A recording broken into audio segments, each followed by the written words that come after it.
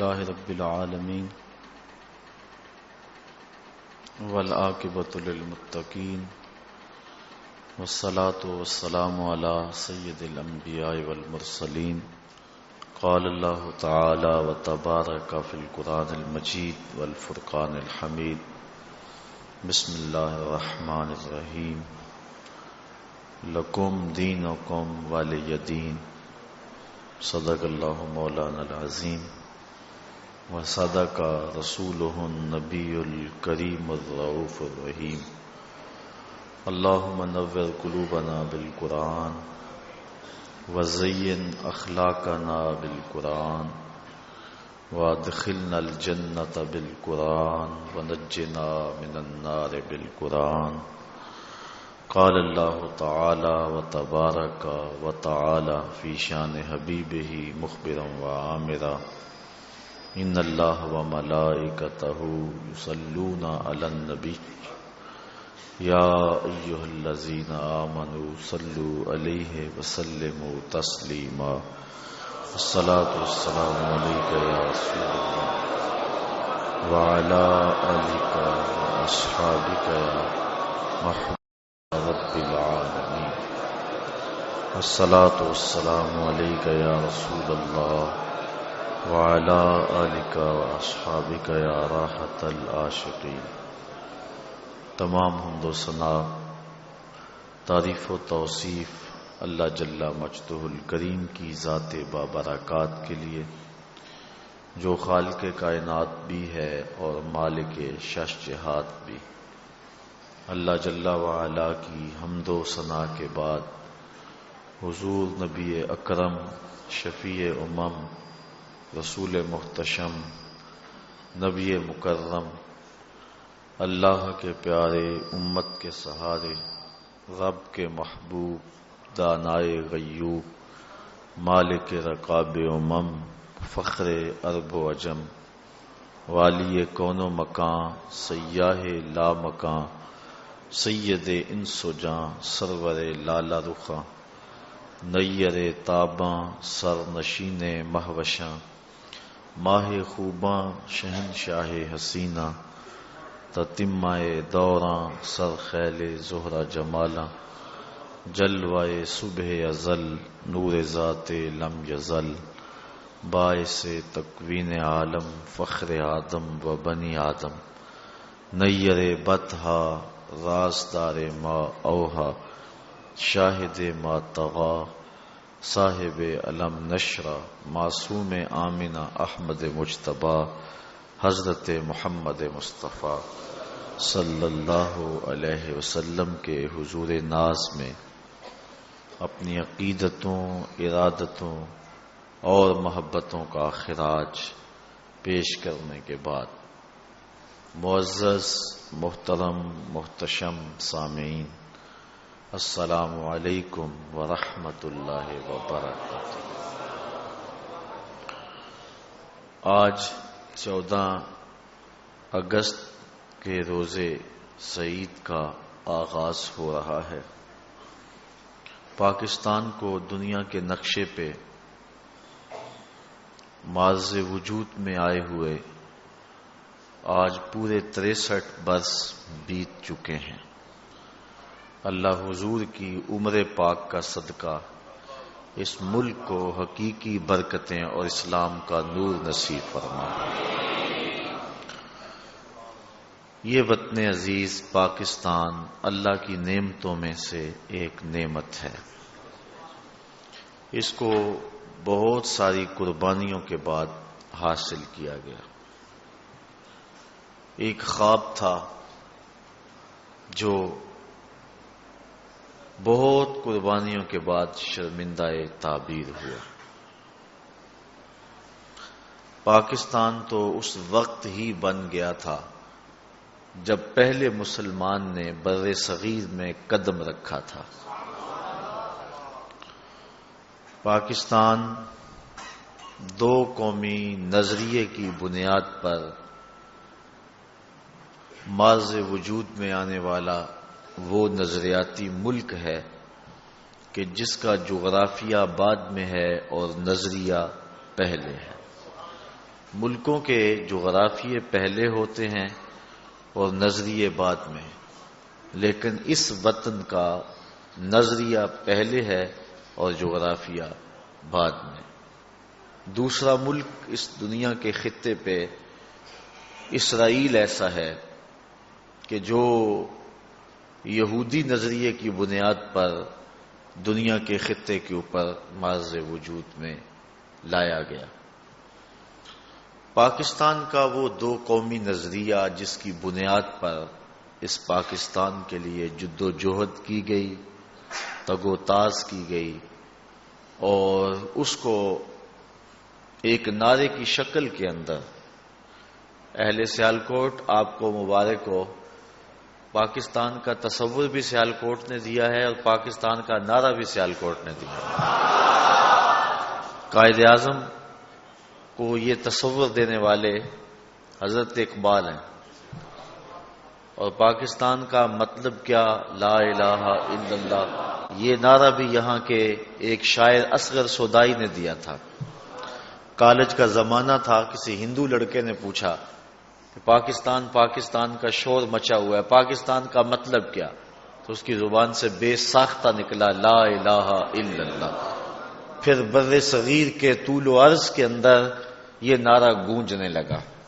آج پاکستان کی 63ویں سالگرہ کے موقع پر میں شہر سیالکوٹ کے باسیوں کو مبارک دیتا ہوں کہ پاکستان کا تصور بھی شہر سے گیا اور پاکستان کا نعرہ بھی اس شہر سے گیا۔ اللہ تعالیٰ اس شہر کو یہ سعادت نصیب فرمائے کہ یہاں سے لوگ اٹھیں اور اس ملک کی تقدیر بدلنے کی کوشش بھی کریں۔ جس مقصد کے لیے یہ ملک حاصل کیا گیا وہ مقصد بھی ہمیں حاصل ہو۔ دو قومی نظریے کی بنیاد پر یہ پاکستان معرض وجود میں آیا تھا۔ مسلم لیگ کے 28ویں اجلاس کے اندر قائد اعظم نے مدراس کے اندر خطبہ دیتے ہوئے ارشاد کیا کہ ہم دو قومی نظریے کو پاکستان کی آئیڈیالوجی قرار دیتے ہیں، اور یہ وہ فکر ہے جس کی بنیاد پر یہ وطن معرض وجود میں آیا، اور اس پر کوئی دوسری رائے نہیں ہے۔ اس موجودہ دور کے اندر پاکستان کے جغرافیے کو ٹکڑے ٹکڑے کرنے کے لیے جس طرح کوشش ہو رہی ہے، پاکستان کے نظریے پر بھی کلہاڑے چلائے جا رہے ہیں، لیکن ہم نے اپنے اس نظریے کی حفاظت کرنی ہے۔ اس نظریے کو ہم نے جو ہے وہ اپنی آنے والی نسلوں تک منتقل کرنا ہے۔ یہ دو قومی نظریہ کیا ہے؟ میں نے قرآن مجید سے جو آیت کریمہ آپ کے سامنے تلاوت کی ہے اس میں اس دو قومی نظریے کا واضح تصور دیا گیا۔ اللہ تعالیٰ کہتا ہے محبوب ان کافروں سے کہو کہ جن کو تم پوچھتے ہو ان کو میں نہیں پوچھتا، جن کو میں پوچھتا ہوں اس کو تم نہیں پوچھتے ہو، اور آخر میں فرمایا لکم دینکم ولی دین، تمہارا دین تمہیں مبارک ہو، میرا دین مجھے مبارک۔ یہ دو قومی نظریے کی بنیاد ہے جو قرآن نے ہمیں فراہم کی ہے۔ ہندوستان کے اندر مسلمان بھی صدیوں سے رہ رہے تھے اور ہندو بھی صدیوں سے یہاں زندگی گزار رہے تھے، تقریباً 1000 سال وہ اکٹھے رہے ہیں۔ آباء و اجداد سب کے ایک ہی تھے، پھر کچھ لوگ عرب سے آئے تو کچھ لوگوں کا دین تبدیل ہوا اور اسلام کے دامن میں وہ داخل ہوئے، اور انہوں نے توحید پر تیقن، اذعان اور ایمان پیدا کر کے اپنا ایک الگ تشخص قائم کیا۔ بر صغیر پاک و ہند میں مسلمانوں کی حکومت کو جب زوال آیا، 1857 کی جنگ آزادی کے بعد انگریزوں کے قدم مضبوطی سے جم گئے۔ تقریباً 100 سال کے قریب اس دھرتی پہ انگریزوں نے حکومت کی۔ ان سے رستگاری، چھٹکارا اور آزادی کی جب تحریکیں شروع ہوئیں تو اس وقت ایک تو فکر اور خیال یہ تھا کہ انگریز باہر سے آ کر کے ہمارے اوپر حکومت کر رہے ہیں، یہ چلے جائیں اور ہم یہاں کے رہنے والے اپنی تقدیر کا فیصلہ خود کریں گے، ہمارے لوگ ہوں گے، حکومت بھی ہماری ہوگی، ملک بھی ہمارا ہے۔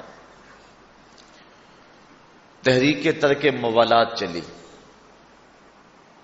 انگریزوں سے تعلق اور دوستی قطع کرنے کے حوالے سے یہ اسی یک قومی نظریے کی بنیاد پر یہ تحریک چلی تھی۔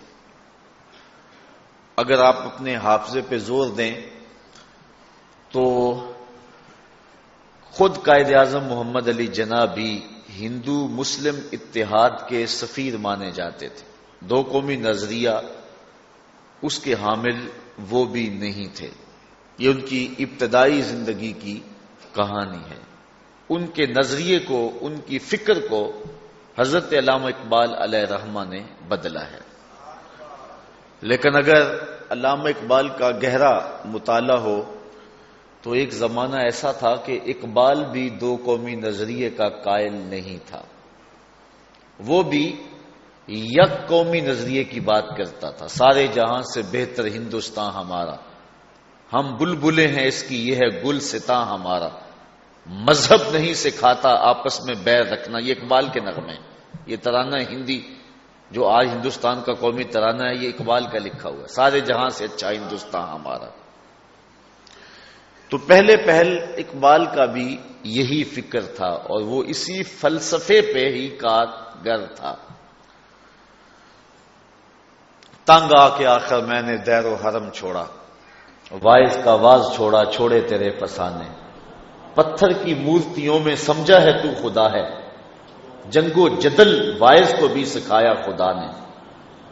اور پھر آخر میں کہتا ہے کہ سچ کہہ دوں اے برہمن گر تو برا نہ مانے، تیرے صنم قدوں کے بت ہو گئے پرانے، اور خاک وطن کا ہر ذرہ مجھے دیوتا ہے۔ یہ اقبال کی وطنیت کی شاعری ہے۔ لیکن پھر اقبال میں تبدیلی آتی ہے، اور وہ تبدیلی کیسے آئی یہ مفصل گفتگو کا وقت نہیں ہے۔ حضرت علامہ اقبال نے حضرت شیخ مجدد الفسانی علیہ رحمہ آپ کے مکتوبات پڑھے اور تعلیمات پڑھی اور اقبال میں یکسر تبدیلی پیدا ہو۔ میں گزشتہ شب زندہ روت کا مطالعہ کر رہا تھا تو اقبال کا ایک خط میری نظر سے گزرا ہے جس میں انہوں نے اس کی طرف اشارہ دیا، اور اس بر صغیر پاک و ہند میں دو قومی نظریے کی بنیاد واضح طور پہ جس نے رکھی ہے وہ شیخ احمد حضرت مجدد الفسانی رضی اللہ تعالی عنہ کی ذات ہے۔ انہوں نے برملا کہا تھا، بادشاہ بے دین است اعتبار نہ دارت، ملت ما جدا گانا است۔ اور اقبال نے خراج پیش کیا ہے، وہ ہند میں سرمایہ ملت کا نگہبان، اللہ نے بر وقت کیا جس کو خبردار۔ حاضر ہوا میں شیخ مجدد کی لحد پر، وہ خاک کے زیر فلک مطلع انوار، گردن نہ جھکی جس کی جہانگیر کے آگے، جس کے نفس گرم سے ہے گرمی احرار، وہ ہند میں سرمایہ ملت کا نگہباں، اللہ نے بر وقت کیا جس کو خبردار۔ تو بر صغیر پاک و ہند میں شیخ احمد شیخ مجدد الفسانی علیہ رحمہ کی تعلیمات سے متاثر ہو کے اقبال کو جو سیاسی تصور ہے قومیت کا وطن کے اعتبار سے، اس سے تبدیلی ہوتی ہے، اور اقبال جو ہے وہ اسلام کے اصل سیاسی تصور کی طرف آتے ہیں۔ بلکہ خود ایک موقع پہ اقبال کا کلام ہے، جب ان کا نظریہ تبدیل ہوا نا، پہلے تو وطن کے گیت گاتے تھے، تو اقبال کے اپنے دوستوں نے کہا کہ تجھے کیا ہو گیا؟ اقبال اس کو نظم کرتے ہیں کہ میرے دوست مجھے کہتے ہیں کہ ہندی ہوئے پہ ناز جسے کل تک تھا حجازی بن بیٹھا، ہندی ہوئے پہ ناز جسے کل تک تھا حجازی بن بیٹھا، اپنی محفل کا ہے رند پرانا آج نمازی بن بیٹھا۔ اے مطرب تیرے ترانوں میں اب اگلی سی وہ بات نہیں، وہ تازگی تخیل نہیں، بے ساختگی جذبات نہیں، محمل میں چھپا ہے کیسے حزین، دیوانہ کوئی صحرا میں نہیں، پیغام جنوں جو لایا تھا اقبال وہ اب دنیا میں نہیں. کہا جو وطن کی بات کرتا تھا آج وہ اقبال کوچ کر گیا ہے، اب وہ دنیا میں نہیں رہا. یہ تو ایک اور تصور دے رہا ہے. پہلے اقبال کا فکر سارے جہاں سے اچھا ہندوستان ہمارا، ہم بلبلے ہیں اس کی، یہ ہے گلستاں ہمارا. پھر لہجہ بدلتا ہے تو نیا شوالہ پڑھیے. اقبال کہتا ہے چین و عرب ہمارا، ہندوستان ہمارا، مسلم ہے ہم، وطن ہے سارا جہاں ہمارا. یہ تبدیلی اس دور میں اور ہے، جام اور ہے جم اور، تہذیب کے آزر نے ترشوائے صنم اور، ان تازہ خداؤں میں بڑا سب سے وطن ہے، جو پیرہن اس کا وہ مذہب کا کفن ہے. یہ تبدیلی آتی ہے نا اس کی. بلکہ جب وطنیت کا بت تراشا گیا اور سلطنت عثمانیہ کو توڑا گیا، یہ بات اچھی طرح سے سمجھیں کہ یہ جو ہے وہ دوسری قوموں کی طرح سے امت کی وحدت کو توڑنے کے لیے یہ ایک بت تراشا گیا تھا. سلطنت عثمانیہ کو پارا پارا کیا، شورشیں بپا کی گئی، ترکوں کی سلطنت کو توڑ پھوڑ کے رکھ دیا گیا، سلطنت عثمانیہ کے حصے بکھرے کر دیے گئے. آج جو ہے وہ 56-57 ملکوں کے اندر امت مسلمہ بٹی ہوئی ہے. یہ وطنیت کے اس سیاسی تصور کی وجہ سے ہے جو کہ برٹش گورنمنٹ نے اپنی نوبادیاتی وزارت کے ذریعے اپنے جاسوسوں سے کام لیا. 4000 جاسوسوں نے اس وقت جو ہے وہ سلطنت عثمانیہ کو توڑنے کے لیے تگ و تاز کی. اقبال چیخا تھا پھر، دیکھ مسجد میں شکست رشتہ تسبیح شیخ، اور بت کدے میں برہمن کی پختہ زناری بھی دیکھ، چاک کر دی ترک نادان خلافت کی کبا، سادگی مسلم کی دیکھ اوروں کی عیاری بھی دیکھ. پھر یہ سعودی عرب بن گیا، اردن بن گیا، یہ کیا کچھ بنا، اور پھر مزار توڑے گئے، جو کچھ ہوا اور ہم دیکھ رہے ہیں، اور امت کی وحدت پارا پارا ہو گئی. ایک وہ وقت تھا کہ دیبل کے ساحل پہ ایک بیٹی پکارتی ہے حجاج بن یوسف کو، اور محمد بن قاسم اللہ کی رحمت بن کے آتا ہے. اور آج عافیہ صدیقی رو رہی ہے. 56-57 اسلامی ممالک کے حکمران بے غیرتی کی چادر اوڑھ کے سو رہے ہیں. کسی کو پتہ ہی نہیں ہے کہ یہ کس کی بیٹی اور کس کو پکار رہی ہے. یورپ نے، یورپی یونین اور امریکہ کی متحدہ اسٹیٹس جو ہیں، یہ اسلامی خلافت سے آئیڈیا لیا انہوں نے، لیکن ہماری خلافت کو ٹکڑے ٹکڑے کر دیا. اور جو کچھ ہوا اور جتنا قتل عام ہوا، یہ جو سعودی حکومت بیٹھی ہوئی ہے، آپ پڑھیں ان کی تاریخ کہ انہوں نے کتنا قتل عام کیا اور کتنا ظلم کیا اور کتنا جبر کیا. جغرافیہ بھی توڑا، تاریخ بھی مسخ کی. انگریز جاسوس مسٹر ہیمفر کی کارروائی تھی، اور لارنس آف عربیہ نے جو کچھ کیا، یہ بڑی ایک دکھ بری کہانی ہے اور بڑی دردناک داستان ہے. امت مسلمہ کو یہ تصور دیا. اقبال اس پہ چیخا تھا جب اس کو وطنیت کے جو ہے وہ خول سے نکل کے اسلام کے آفاقی تصور کے اندر جو ہے وہ حضرت شیخ کی تعلیمات لے آئیں. تو اقبال کہتا ہے کہ یہ بت، یعنی یہ وطنیت کا بت، یہ بت کے تراشیدہ تہذیب نبی ہے. یہ بت کے تراشیدہ تہذیب نبی ہے. غارت گرے کاشانہ دین نبوی ہے. بازو تیرا توحید کی قوت سے قوی ہے. اسلام تیرا دیس ہے تو مصطفی ہے. اسلام کا وہ آفاقی تصور ہے. تو یہ بات اگر جو میں کہنا چاہ رہا ہوں اگر آپ سمجھ گئے تو پھر ہندوستان کے اندر بسنے والی قومیں، ہندو اور مسلم ایک قوم نہیں ہو سکتے، چونکہ قومیت کا خمیر وطن کی مٹی سے نہیں ہے، محمد عربی کی غلامی سے. نظریے کی بنیاد پہ قوم ماضی وجود میں آتی ہے. آج بھی ہندوستان جو واویلا کرتا ہے، یا اس دور کے اندر بھی جواہر لال نہرو نے اور گاندھی نے جو بات کی اور یک قومی نظریے کی کہانی چھیڑی، اور اس کے اوپر جو ہے وہ بڑی لے دے ہوئی، حتیٰ کہ کچھ ممبر و محراب کے لوگ بھی ان کے ساتھ شامل ہوئے، تو اصل اسلام کے اس نظریے کو نہ سمجھنے کی وجہ سے اقبال نے اس پہ سیر حاصل گفتگو کی ہے اور اس پر مفصل اس عنوان سے گفتگو کی ہے. دیکھیے، یہ جو ایک قومی نظریے کی بات کرتے تھے، وہ کہتے ہیں کہ قومیت کی اساس جغرافیہ ہے، وطن ہے، مٹی ہے، نسب ہے. آباء و اجداد ہم سب کے ایک ہیں. ہندوستان کے اندر مسلمان ہیں، سکھ ہیں، عیسائی ہیں، ہندو ہیں، جتنے بھی ہیں سب کے آباء و اجداد تو ایک ہیں. آگے بعد میں کوئی لوگ مسلمان ہو گئے، مسلمان آئے اور مسلمان ہو گئے، کچھ لوگ عیسائیت سے متاثر ہو گئے اور عیسائی ہو گئے، کچھ ہندو ہو گئے، کچھ سکھ ہو گئے. تو آباء و اجداد تو ایک ہیں، آگے ایک باپ کے کئی بیٹے مختلف نظریات اختیار کر لیتے ہیں، تو وہ گھر کے ایک فرد ہیں لیکن نظریہ ان کا الگ الگ ہے. تو وہ کہتے ہیں کچھ لوگ ہندو ہو گئے، کچھ سکھ ہو گئے، کچھ مسلمان ہو گئے، کچھ عیسائی ہو گئے، لیکن مذہب نہیں سکھاتا آپس میں بیر رکھنا. تو ہماری قومیت ہندوستانی قومیت ہے، ہم ہندوستانی پہلے ہیں اور جو ہے وہ سکھ، عیسائی، ہندو اور مسلمان جو ہیں وہ بعد میں ہیں. ایک زمانہ تھا کہ ہمارے حکمران نے بھی کہا تھا ہم پاکستانی پہلے ہیں اور باقی جو کچھ ہیں وہ بعد میں. سب سے پہلے پاکستان کا نعرہ آپ نے سنا تھا، تو میں نے ان دنوں کے اندر جگہ جگہ آپ کو یاد ہو اس کی تردید کی تھی. ہم سب سے پہلے پاکستانی نہیں ہیں، یہ ہماری دوسری شناخت ہے. سب سے پہلے ہم محمدی ہیں، سب سے پہلے ہم حضور کے غلام ہیں. یہ شناخت ہماری جو ہے سب سے پہلی شناخت ہے. باقی وطن، جغرافیہ یہ دوسری شناخت ہے. ہماری قومیت جو ہے وہ وطن کی مٹی سے نہیں ہے. ہندو یہ کہتے تھے چونکہ ہم سب ایک ہیں، انگریز باہر سے آئے ان کو نکال کے باہر پھینکے اور ہم آپس میں بھائی بھائی، مسلم سکھ ہندو عیسائی آپس میں سب بھائی بھائی، کوئی بات نہیں ہے کیونکہ ہمارے آباء و اجداد ایک ہیں. ہم ہندوستانی قوم ہیں، ہمارا جغرافیہ ایک، ہمارا تشخص ایک اور جو ہے وہ ہمارے آباء و اجداد ایک.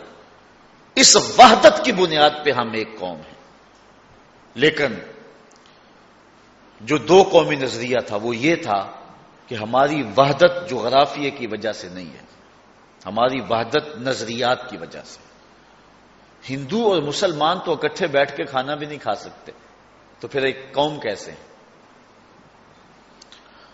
بمبئی کے اندر قائد اعظم خطاب کر رہے تھے، کسی صحافی نے اٹھ کے سوال کیا کہ آپ دو قومی نظریے کی بات کرتے ہو تو یہ تو ہندوستان کے لوگوں کو تقسیم کرنے والی بات ہے.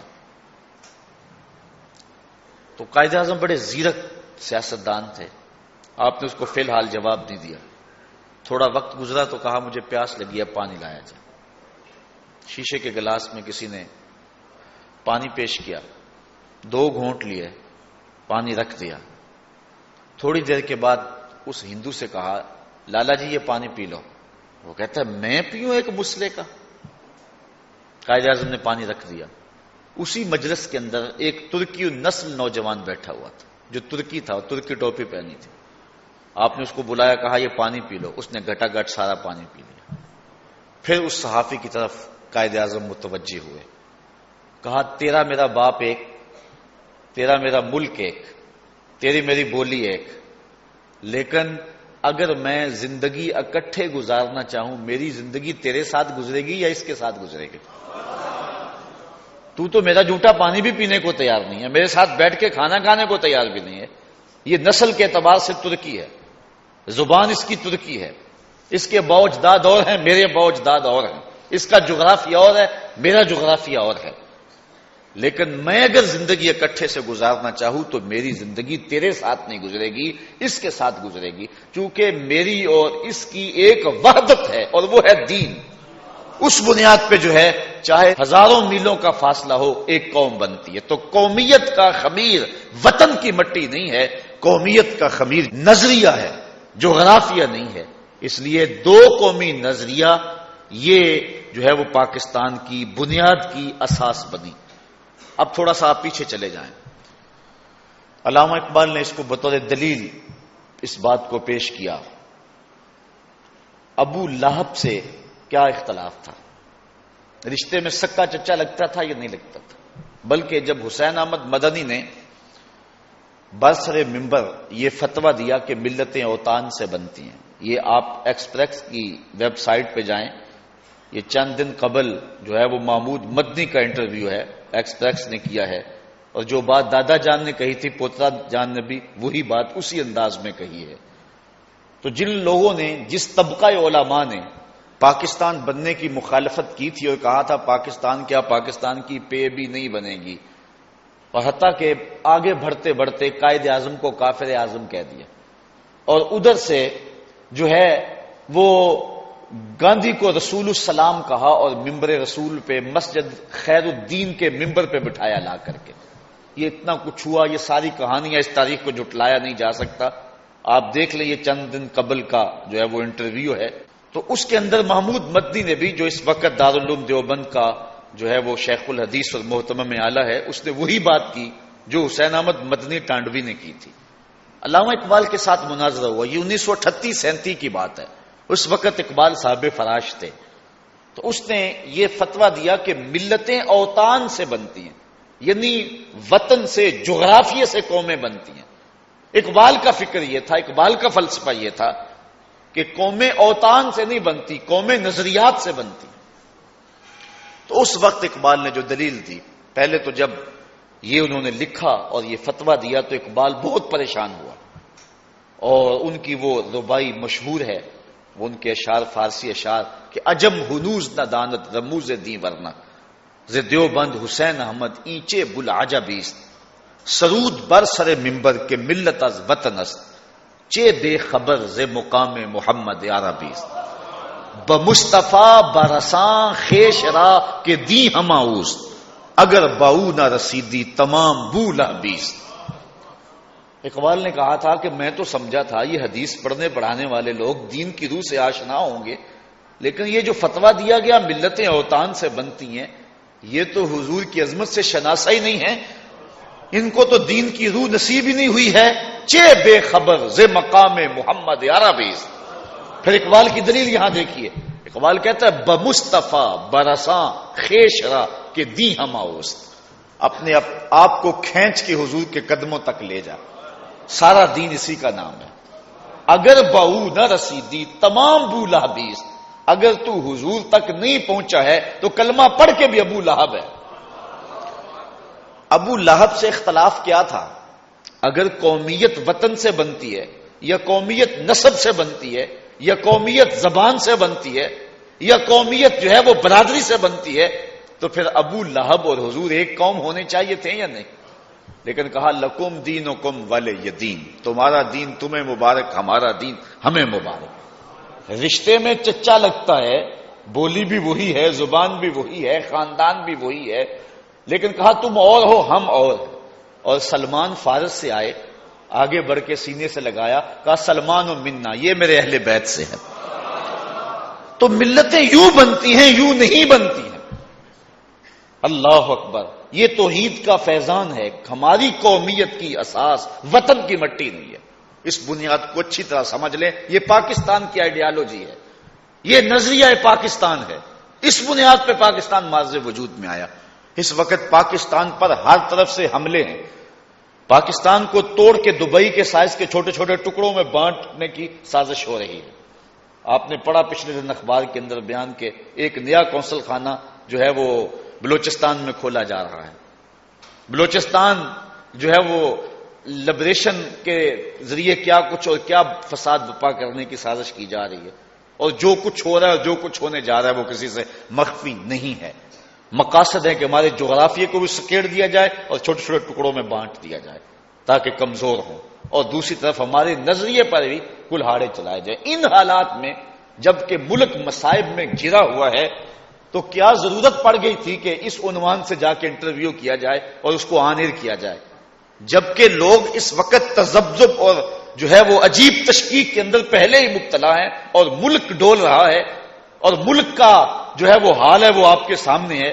حملے بازاروں سے بڑھ کر مزاروں تک چلے گئے اور ملک عجیب حالت سے دو چار ہے. تو کیا ضرورت پڑ گئی تھی کہ ان حالات کے اندر جو ہے وہ انٹرویو کیا جائے؟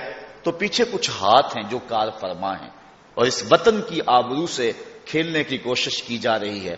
لیکن میں آپ کو بتانا چاہتا ہوں یہ ملک مٹنے کے لیے نہیں، قیامت تک قائم رہنے کے لیے بنا. یہ حضور علیہ الصلوۃ والسلام کی توجہات کا نتیجہ. نواب آف کلات کا پوتا یہ پچھلے 14 اگست کو ٹی وی پہ آیا تھا، اس نے خود بات بتائی. کہتا میرا جو ہے وہ دادا جو تھا وہ پاکستان کے حق میں ووٹ دینے کے لیے تیار نہیں تھا، لیکن پھر اچانک تیار ہو گیا. تو کسی نے نواب آف کلات سے پوچھا کہ یہ کیا ماجرا ہوا کہ تم تو پاکستان کے حق میں ووٹ دینے کے لیے تیار نہیں تھے اور ایک دم تیار ہو گئے؟ کہا رات سویا حضور خواب میں ملے اور آقا کریم نے فرمایا پاکستان کو ووٹ دینا ہے. تو یہ حضور کی روحانی توجہات کا مرکز ہے یہ ملک. یہ بات ذہن میں رکھیں. ہماری خطاؤں کی سزا ہے جو ہمیں مل رہی ہے اور وہ ملے گی. قدرت جو ہے وہ کسی قوم کے اجتماعی جرم کو معاف نہیں کرتی, اس کو سزا ضرور ملتی ہے. فطرت افراد سے غماز کرتی ہے لیکن قوموں کے اجتماعی جرم معاف نہیں ہوتے ہیں. ہمیں جو کچھ مل رہا ہے اور جو کچھ ہماری جھولی میں ہے یہ ہماری کرتوتوں کی سزا ہے اور یہ ہمیں ضرور ملنی ہے. لیکن جہاں تک رہی پاکستان کی بات, تو یہ بات میں آپ کو یہاں کہہ رہا ہوں, 63 سال بیت گئے. وہ کہا تھا فیصلہ آباد کے اس جو ہے وہ سکھ نے کہ میرے گھروں کا خیال رکھنا, ہم فصل آ کے کاٹیں گے. یہ جو ہم فصل بو کے چلے ہیں 6 ماہ کے بعد ہم نے آ جانا, فصل پک جائے گی تو ہم آ جائیں گے. اور وہ کہتے تھے پاکستان بن گیا ہے تو یہ تو چلا ہی نہیں سکیں گے, یہ تو ہاتھ جوڑ کے کہیں گے دوبارہ مدغم کر لو ہمیں ہندوستان کے اندر. لیکن 63 سال ہو گئے. اللہ کے فضل سے پاکستان ایٹمی قوت بھی ہے اور اپنے پاؤں پہ کھڑا ہوا بھی ہے. انڈیا ہمیں کھا جاتا اگر اس پاکستان پہ حضور کی نگاہ کرم نہ ہوتی. 1965 کی تاریخ آپ بھول گئے ہیں. دنیا کو پتہ ہی نہیں تھا اس وقت کہ دنیا کے خطے کے اوپر پاکستان بھی کوئی ملک ہے. لیکن جب چند دنوں کے اندر صرف 17 طیاروں کے نقصان سے ان کے 114 طیارے گرے تو دنیا کی آنکھیں کھل گئی. چونڈے محاذ پہ جو کچھ ہوا زمانے کی آنکھیں کھل گئی. یہ قوم نکل کہاں سے آئی ہے؟ اللہ نے اس قوم کو جذبے دیے ہوئے ہیں اور انشاءاللہ اس قوم سے اللہ نے کام لینے ہیں. بد نصیب حکمران ہیں کہ جو امریکہ کے پٹھو بنے ہوئے ہیں اور ہر دور میں بدکار قسم کے حکمران ہمیں ملے ہیں. یہ ہمارے گناہوں کی سزا ہے. کسی نے حجاج بن یوسف سے کہا تھا تو حضرت عمر جیسا انداز حکمرانی کیوں اختیار نہیں کرتا؟ تو اس نے 2 لفظی جواب دیا تھا, تبازروا اتعمر لکم. کہا تم ابو ذر بن جاؤ میں عمر بن جاتا ہوں. جب رعایا ابو ذر غفاری جیسی ہوتی ہے حکمران حضرت عمر جیسے ہوتے ہیں. اور جب رعایا اچھی نہیں ہوتی ہے تو پھر اللہ کی رحمتوں کی چھتڑیاں نہیں تانی جاتی. آج ہمارے اوپر جو کچھ ہو رہا ہے, جو ہمارے حالات ہیں, یہ ہمارے گناہوں کی سزا ہے. ایک روایت کے لفظ ہیں اعمالکم امالکم, تمہارے اعمال ہی تمہارے امال ہیں. یعنی جس طرح کے اعمال کرو گے اس طرح کے امال ہوں گے, اس طرح کے حکمران ہوں گے. تو یہ ہمارے گناہوں کی سزا ہے اور وہ ہمیں ملنی ہے. فطرت جو ہے وہ قوموں کے اجتماعی جرم معاف نہیں کیا کرتی. یہ جو کچھ ہو رہا ہے, جو حالات آگے آ رہے ہیں, انتہائی ناگفتہ بے حالات, ابھی اور ہم نے نیچے گرنا ہے.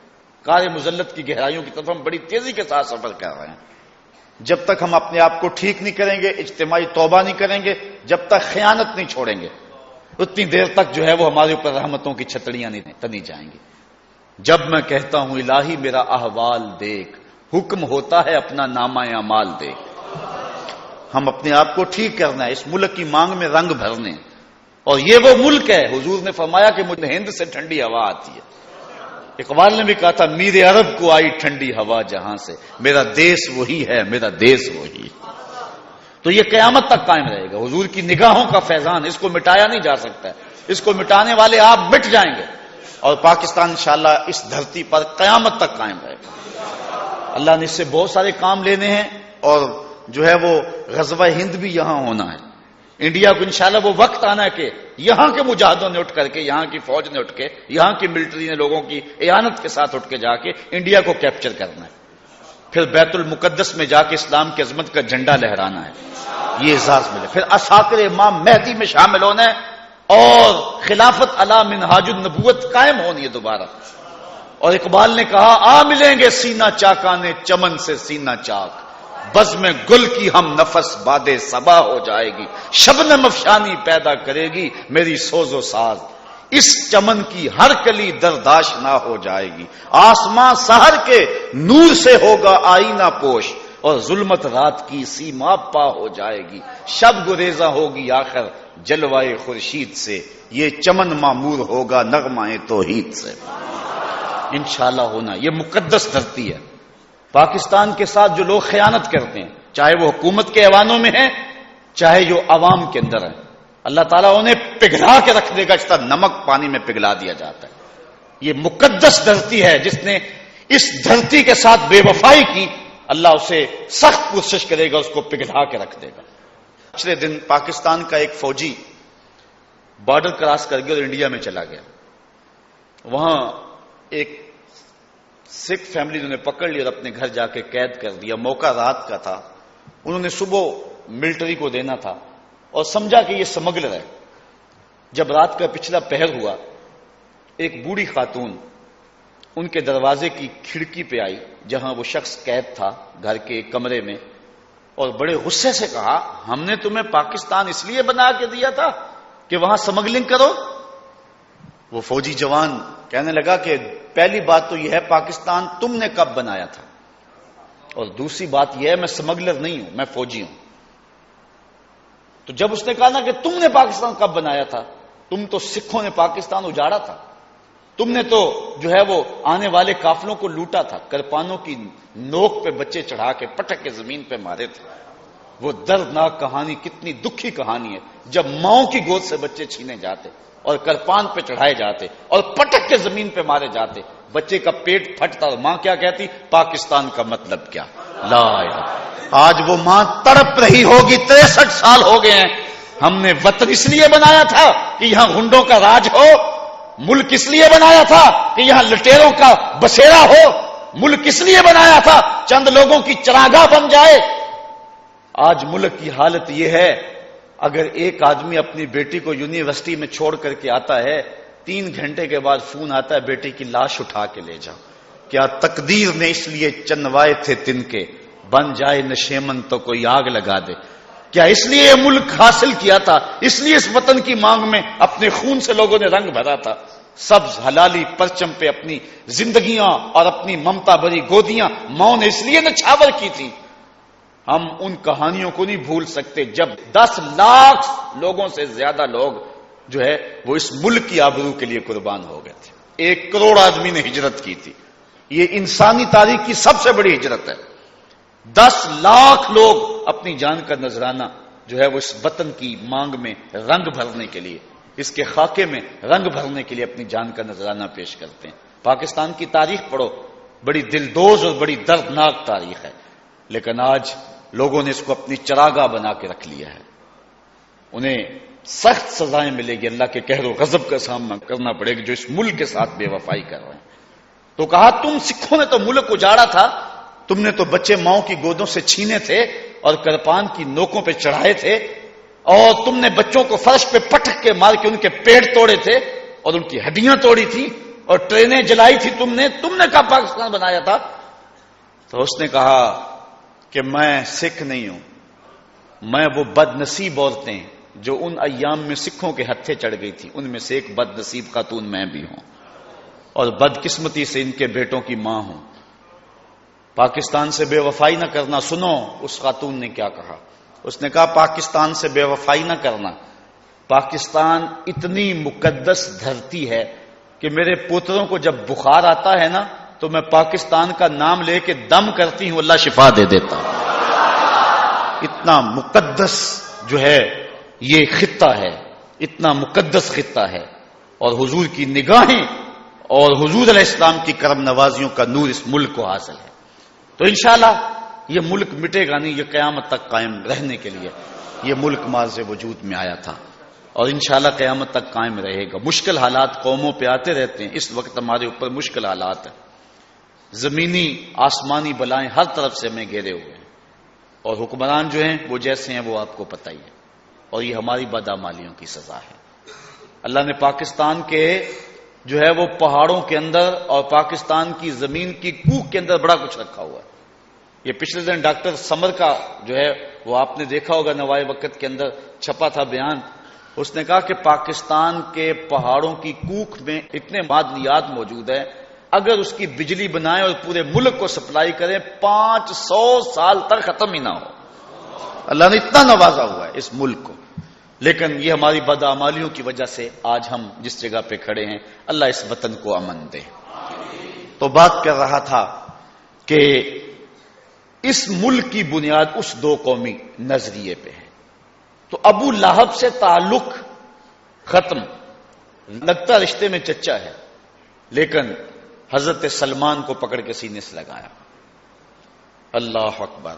حضور نے جب اپنا خانہ کرم پھیلایا نا اور دعوت دین دی, دیکھیے یہ برادری کیسے بنتی ہے, قومیت کیسے بنتی ہے, وطن کی مٹی سے نہیں بنتی, قومیت کی اساس دیکھیے. عرب میں کالے رنگ کا شخص ہے جس کا نام ہے اسود. اسود ویسے بھی کالے کو کہتے ہیں. حجر اسود کو حجر اسود اس لیے کہتے ہیں سیاہ رنگت کا ہے. حضرت اسود، اللہ اکبر. جب اسلام کا نور چمکا نا تو اسود نامی یہ غلام حضور کی خدمت میں حاضر ہو گیا. رنگ کا کالا، ذات کا غلام، کوئی پاس بٹھانے کے لیے تیار نہیں. اور عرب میں یہ اونچ نیچ بہت ساری تھی. حضور کی خدمت میں حاضر ہوا اور عرض کرتا ہے حضور اگر میں ایمان لاؤں تو مجھے کیا ملے گا؟